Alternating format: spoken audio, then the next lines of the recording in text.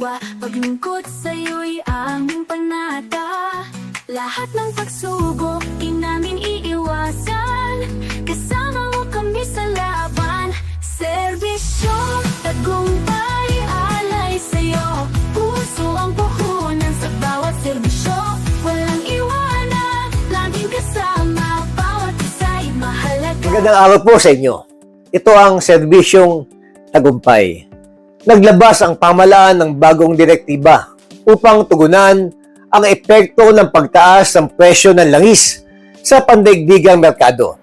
Ito ay kasunod ng patuloy na tensyon at kaguluhan sa gitnang silangan na nagdudulot ng paggalaw sa presyo ng enerhiya sa buong mundo. Opisyal nang nilabas ng Malacanang ang Memorandum Circular Number 114 Series 2026 na nagtatakda ng mga hakbang upang mabawasan ang paggamit ng enerhiya at makatulong sa pagkontrol ng gastusin ng pamahalaan habang tumataas ang presyo ng langis. Ayon sa memorandum, kinakailangang magpatupad ng mahigpit sa energy conservation measures ang lahat ng tanggapan ng pamahalaan upang mapababa ang paggamit ng kuryente at gasolinahan sa government operations. Shampoos, Viva, Copa, Monnieri, Centella at may DHA pa. May Bilberry, Marigold at marami pang iba. 66 na natural na vitamina. Memorize na yan. Para sa ating lahat na mag-aaral. Memorize, lagi mo lang tatandaan. Memorize lang yan.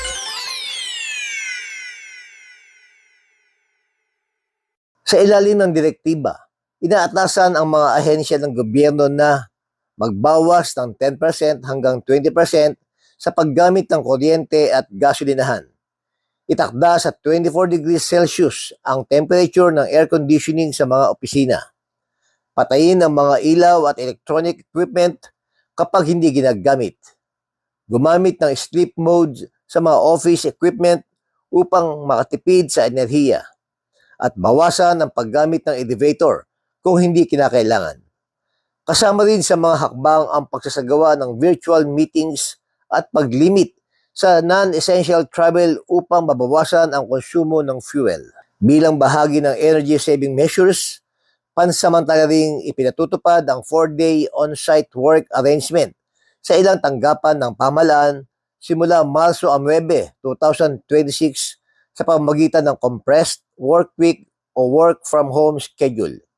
Gayunman, nilinaw ng pamahalaan na mananatiling normal ang operasyon ng mga frontline at essential services, kabilang ang mga tanggapan na nagbibigay ng serbisyong pangkalusugan, seguridad at emergency response. Ang mga hakbang na ito ay bahagi ng mas malawak na plano ng administration upang mapagaan ang epekto ng pagtaas ng presyo ng langis at matiyak na maayos pa rin ang serbisyo ng pamahalaan sa publiko sa kabila ng mga hamon sa pandaigdigang ekonomiya. Araw-araw ang digmaan.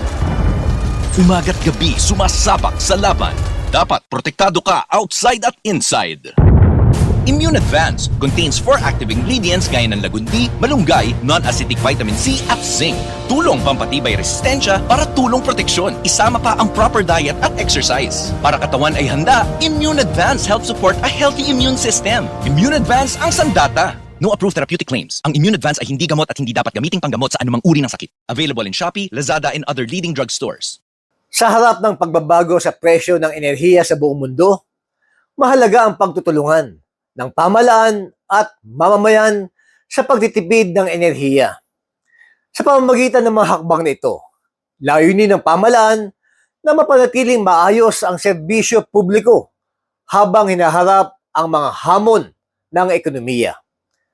Ako po si Arnold Divina para sa serbisyong tagumpay. Sa bawat umaga, kami naririto. May inimigtapang sa bawat hakbang mo. Sa simpleng salita, sa munting gawa, paglingkod sa'yo'y aming panata. Lahat ng pagsubok, di namin iiwasan. Kasama mo kami sa laban. Serbisyo, tagumpay, alay sa'yo. Ako po si Doc Engineer Arnold Divina At ako naman po si Aida Gonzalez and we are your hosts here on Tagumpay It's All Good. Dito sa channel ito, we bring you real stories, inspiring journeys, and good vibes na siguradong magpapalakas ng inyong umaga. Kaya naman, don't miss out. Follow and like us on Facebook. And don't forget to subscribe to our YouTube channel. Just search Tagumpay It's All Good. At syempre, share nyo na rin sa inyong pamilya, barkada at kapitbahay. Let's spread good news, good vibes, and God's goodness. Dahil sa Tagumpay, it's all good!